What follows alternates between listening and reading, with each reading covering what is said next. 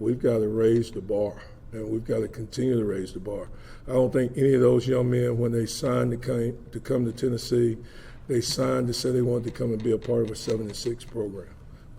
They said they wanted to come and compete for championships, SEC championships, national championships. I know that's what I want. I know that's what Tennessee wants. I know that's what the expectation is. So we've got to continue to reassess everything that we're doing and make sure that we're continuing to move the needle in the right direction.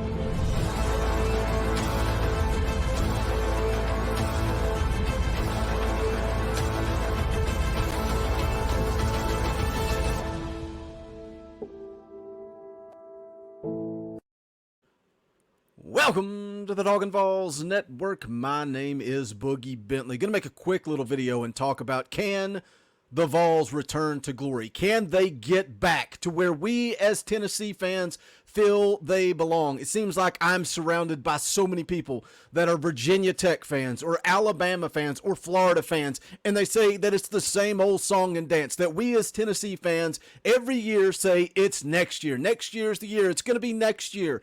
It's been one after another. Lane Kiffin leaves in the middle of the night. The failures of Derek Dooley. Butch Jones got Tennessee close, but he wasn't good enough. And then in comes Jeremy Pruitt. We all know how that played out. Now it starts all over with Josh Hypel. And when he was hired, we all said, I don't know. Is this the guy? Is this the right hire? There was a lot of doubt, a lot of uncertainty. But here we are just a little over a year later. It seems like this fan base is united. It seems like we're not talking about whether or not Josh Hypel is the guy. It seems like we are together and we are headed in the right direction. Just recently, Josh Pate over at 24/7 Sports made a video kind of talking about this. He does the show Late Kick live on the 24/7 Sports channel. Really like Josh Pate. I feel like he is dialed in. We're going to take his video and kind of break it down just a few minutes at a time. But as always, before we get into it, do me a favor, smash that thumbs up just below the video. It's quick, it's free, it's easy. You guys know what to do. Smash it. If you like this channel, if you like the content, take 2 seconds, hit that thumbs up. If you're new to the Talkin VAWLS Network, welcome. We're not experts, we're not insiders. We are fans just like you, for the fans, by the fans. If you dig it, subscribe, click that bell for notifications. Let's go ahead and jump into it and hear what Josh Pate had to say about Tennessee and whether or not they are forever capped at 8 to 9 wins, or if they can get back to national championship status. But what about Tennessee? Because this is one that I have to readjust myself in my chair for here. So this is one that we've talked about, I don't know how many times since I got here. Director Colin is a Tennessee guy, so he and I talk about this all the time off the air, which is me just talking to a wall. So I guess the best way for me to ask this, for the people who don't believe Tennessee's capable of competing for a national championship anymore, is what does a program like Clemson possess that Tennessee does not possess? You could say, well, they've got an easier schedule, so therefore they've got theoretically a more workable path. Zoom it out further than that. Because the fact of the matter is, Clemson, if they played in the SEC East, would still have been very, very good over the last several years. The caliber of team that Dabo put together over the last, since 2014, 15, whenever that was, they started that national title run, those teams would have still been there if they were in Knoxville, Tennessee. My question...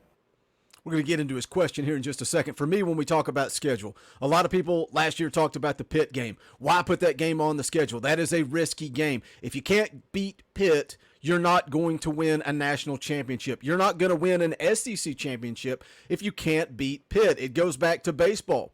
Last year, down the stretch, myself and the Indy Kid covering that team in the post-game shows, talking about we want another shot at Arkansas. If you can't beat the best, you're never going to beat the best.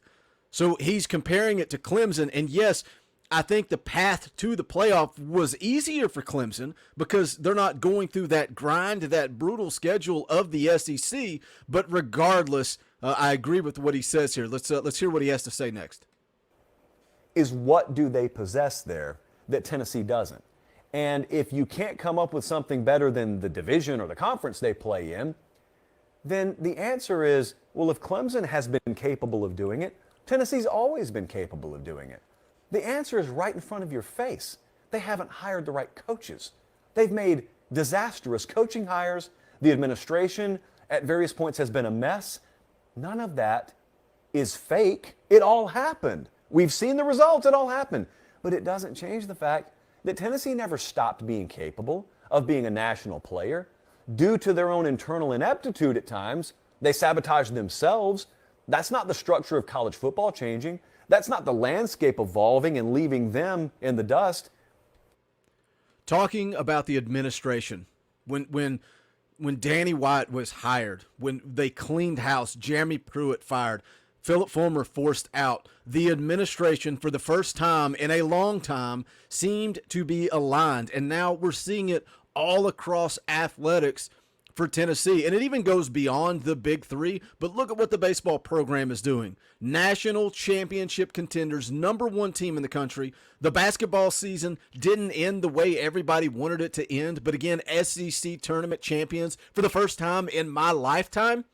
The administration is aligned. The administration is focusing on athletics, and we are heading back in the right direction. Now, I really like what he has to say coming up here in just a second, because Tennessee they have always had everything you need to build a national championship contender. They've still had the fan passion the entire time. They've still had the investment the entire time. They've got the massive checkbook by nature of being in the SEC and by having those folks fully invested. They've got good facilities up there. They've continued to enhance and invest in that. Everything that you need to compete has been there. The people that you need in order to compete have not been there. But that's as easy and as hard as making the right hire. Maybe they just did it a little over 12 months ago. Maybe Josh Hypel is the right guy. Independent of who the head coach at Tennessee is, though. Before he gets into that point, is Josh Hypel the guy? Hit the comment section. Just a little over a year into his tenure at Tennessee, 2 spring practices in. Is Josh Hypel the guy? Yes or no? What do you think at this point? Because I love what he just said there, talking about the facilities, talking about the money, the fan base, the passion, the energy. It's 2022. No longer is it about national championships recruiting players. It's all about the pocketbook. And we've seen it with Nico Iamaleava. The rumors of the $8 million deal. We're seeing it with Carnell Tate. Rumors of a $1.5 million deal. I don't know if that's accurate or not, but the bottom line is Spire Sports Group is putting in the work, and this fan base is donating to that. We are raising money, and we are buying players, because that's what it's going to take in 2022. And you can say what you want. You can say you hate it. You don't like players getting paid. You can say you don't like NIL. It doesn't matter. It is the way college football is going to be moving forward. It is going to impact recruiting. It's going to impact the transfer portal. And the bottom line is it is going to benefit the University of Tennessee, because we have the fan base, we have the passion, and we are going to buy in. See what Josh Pate had to say coming up next. Let's just pretend like it's Josh Hypel or it's Mr. X. Whoever it is, if that person is the right person, it's like unlocking a magical door. Everything you could ever want in college football is behind it. Tennessee never lost the key. Well, let me rephrase. They did lose the key. They never forgot where the door was. It's always been there. It's still there today. If Clemson can do it, absolutely Tennessee can do it. There's nothing different about those programs. I mean, geographically, they're very close to recruiting the same regions. I've always been a believer that if you zoom out, give me a little 6-hour radius around Knoxville, you got all the talent you need. And if you can't get it there, go to the portal. And if you can't get it in either, then just go to California like they just did to pick up a 5-star quarterback. There is nothing holding Tennessee back but Tennessee itself. You think you have nothing to fear but fear itself? Tennessee's had nothing to fear but Tennessee.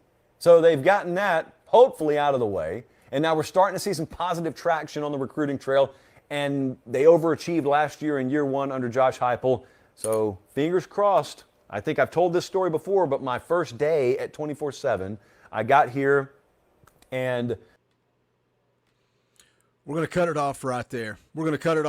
But he's talking about Tennessee having the opportunity, building momentum in recruiting. We're seeing that. Yes, they didn't land Kyler Casper, but they are still building momentum in recruiting. I feel like this 2022 season is so crucial because all the recruiting videos that I've been putting out, I've been talking about building recruiting classes, stacking them on top of each other. That way, if Nico doesn't work out, maybe Taven Jackson does, maybe Jaden Davis in the class of 24 comes in and he works out.